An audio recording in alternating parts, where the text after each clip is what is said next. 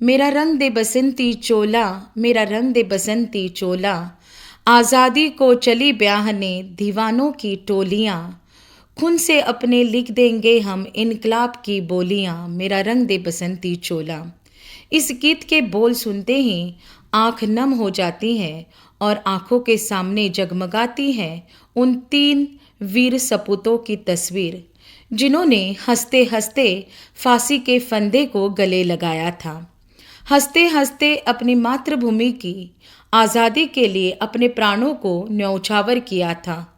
भारत का इतिहास हमेशा से ही गौरवशाली रहा है। हमारा देश उन वीरों की कर्म भूमि है जिन्होंने देश की मान प्रतिष्ठा के लिए अपने प्राणों को दांव पर लगाया। उन्हीं शूरवीरों में भगत सिंह, राजगुरु और सुखदेव का नाम लिया जा सकता है। इनका नाम सुनकर हर हिंदुस्तानी का सिर गर्व से ऊंचा हो जाता है और रग रग में देशभक्ति की लहर बहने लगती है।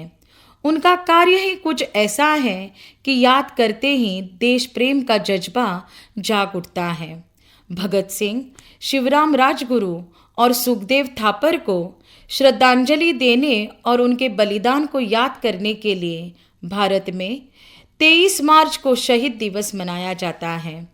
यह भारतीय स्वतंत्रता इतिहास का वह दिन है जिस दिन अंग्रेज सरकार ने आम आदमी की आवाज़ हमेशा हमेशा के लिए दबाने के लिए ऐसा निर्णय लिया था कि पूरी मानवता शर्मसार हो गई।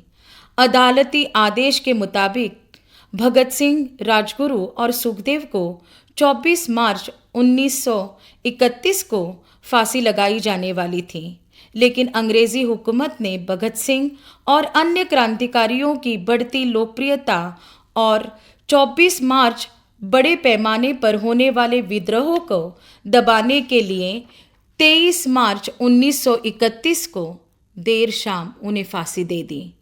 लेकिन फांसी देने से वे उनके विचार दबा नहीं सके।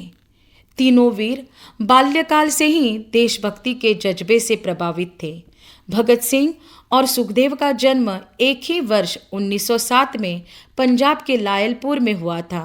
दोनों ही बचपन के साथी। जबकि राजगुरु का जन्म पुणे जिले के खेड़ा गांव में हुआ था।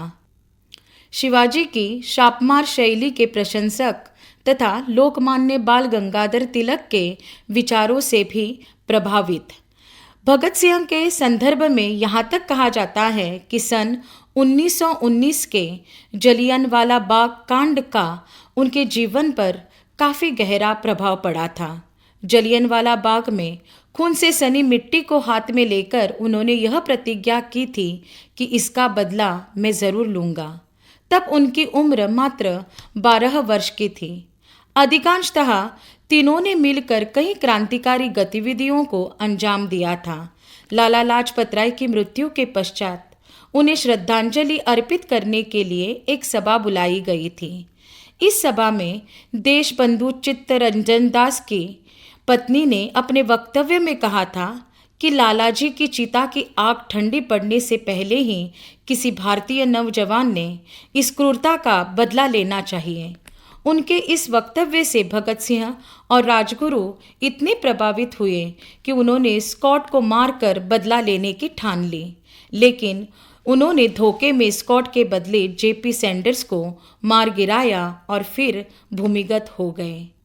इसके बाद 8 अप्रैल 1929 को चंद्रशेखर आज़ाद के नेतृत्व में पब्लिक सेफ्टी और ट्रेड डिस्प्यूट बिल के विरोध में भगत सिंह और बटुकेश्वर दत्त ने केंद्रीय विधायी सभा में इनकलाब जिंदाबाद, साम्राज्यवाद मुर्दाबाद के नारे लगाते हुए खालिस्तान पर बम फेंककर धमाका किया था। वे कोई खून खराबा नहीं चाहते थे।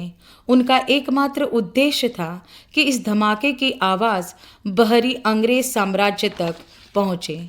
इसके पश्चात खुद को गिरफ्तार करके उन्होंने देश के नाम यह संदेश भी दिया था, व्यक्ति को मारा जा सकता है, उसके विचारों को नहीं। बड़े साम्राज्यों का पतन हो जाता है, लेकिन विचार हमेशा जीवित रहते हैं और बहरे हो चुके लोगों को सुनाने के लिए ऊंची आवाज़ ज़रूरी है। बम फेंकने के बाद भगत सिंह द्वारा फेंके गए पर्चों में यही लिखा था। उनकी गिरफ्तारी के बाद उन पर एक ब्रिटिश पुलिस अधिकारी जेपी सैंडर्स की हत्याकांड में शामिल होने का, हत्या और देशद्रोह का आरोप लगाया गया और मुकदमा भी चला। यह मुकदमा भारतीय स्वतंत्रता इतिहास में लाहौर षड्यंत्र के नाम से भी जाना जाता है। इन अमर क्रांतिकारियों के बारे में आम मनुष्य की वैचारिक टिप्पणी का कोई अर्थ नहीं है। उनके उज्जवल चरित्रों को बस याद किया जा सकता है कि ऐसे सपूत भी इस धरती पर जन्मे जिनका आचरण और उनके कार्यों की कहानियां आज भी दोहराई जाती हैं। भगत सिंह ने अपने अति संक्षिप्त जीवन में वैचारिक क्रांति की जो मशाल जगाई, उनके बाद शायद ही किसी को यह संभव हुआ हो। भगत सिंह के साथ साथ राजगुरु और सुखदेव का महत्व भी उतना ही बेजोड़ है। उन्होंने क्रांति का पथ कभी नहीं छोड़ा। करीब 2 साल कारावास के दौरान भी वे क्रांतिकारी गतिविधियों से जुड़े रहे। उनका मानना था, राख का हर कण मेरी गर्मी से गतिमान है। मैं एक ऐसा पागल हूँ जो जेल में भी आज़ाद है। जरूरी नहीं कि क्रांति में अभिशप्त संघर्ष शामिल हो। निष्ठुर आलोचना और स्वतंत्र विचार ये क्रांतिकारी सोच के 2 अहम लक्षण हैं। कारावास के दौरान एक ओर वे क्रांतिकारी गतिविधियों से जुड़े रहे, कठोर उपोषण के द्वारा अंग्रेज साम्राज्य के नाक में दम करते रहे, और दूसरी ओर लेखन और अध्ययन भी जारी रखा। वे जीवन में लेनिन से काफ़ी प्रभावित थे। उनके वकील प्राणनाथ ने एक संस्मरण में उनको फांसी देने के 2 घंटे पूर्व की घटना के बारे में लिखा है कि जब वे उन्हें मिलने गए, भगत सिंह अपनी छोटी सी कोठरी में पिंजड़े में बंद शेर की तरह चक्कर लगा रहे थे। मेहता को देखते ही भगत सिंह ने उनसे पूछा कि आप मेरी किताब रेवोल्यूशनरी लेनिन लाए हैं कि नहीं। जब मेहता ने उन्हें किताब दी तो वे उसी समय पढ़ने बैठे जैसे उनके पास ज़्यादा समय बचा न हो। मेहता ने उन्हें उसी बहाव में पूछा था कि देश के नाम कोई संदेश है, तो बिना किताब से नज़र हटाए उन्होंने कहा था, साम्राज्यवाद मुर्दाबाद और इनकलाब जिंदाबाद। राजगुरु के अंतिम शब्द थे, हम लोग जल्द मिलेंगे। परंतु अंग्रेजों ने कुछ और ही खेल रचा रखा था। भगत सिंह, राजगुरु और सुखदेव को निश्चित तारीख से 12 घंटे पहले ही फांसी पर चढ़ाने का फरमान आया था। भगत सिंह लेनिन की जीवनी पूरी भी पढ़ नहीं पाए थे कि तीनों को फांसी की तैयारी के लिए कोठरियों से निकाला गया।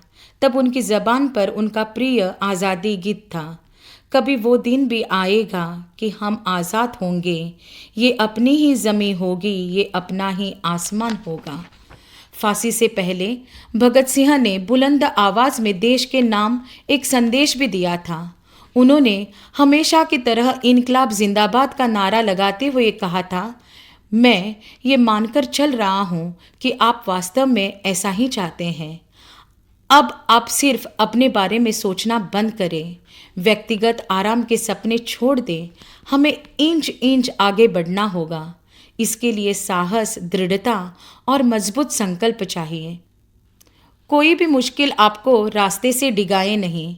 किसी विश्वासघात से दिल न टूटे। पीड़ा और बलिदान से गुजरकर आपको बहुमूल्य संपदा मिलेगी। इससे आप अनुमान लगा सकते हैं कि उन्हें अपने प्राणों से भी अधिक किसी की चिंता थी, तो वह थी अपने देश की, अपने देशवासियों की, जो अभी भी अंग्रेज़ों के गुलाम थे। और एक वाकया है कि शायद उन्हें अपने अंतिम समय का आभास पहले ही हो चुका था। उन्होंने लिखा था, साथियों, स्वाभाविक है जीने की इच्छा मुझ में भी होनी चाहिए।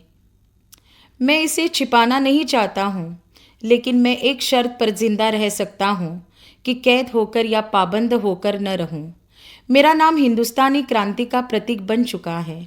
क्रांतिकारी दलों के आदर्शों ने मुझे बहुत ऊंचा उठा दिया है, इतना ऊंचा कि जीवित रहने की स्थिति में मैं इससे ऊंचा नहीं हो सकता था।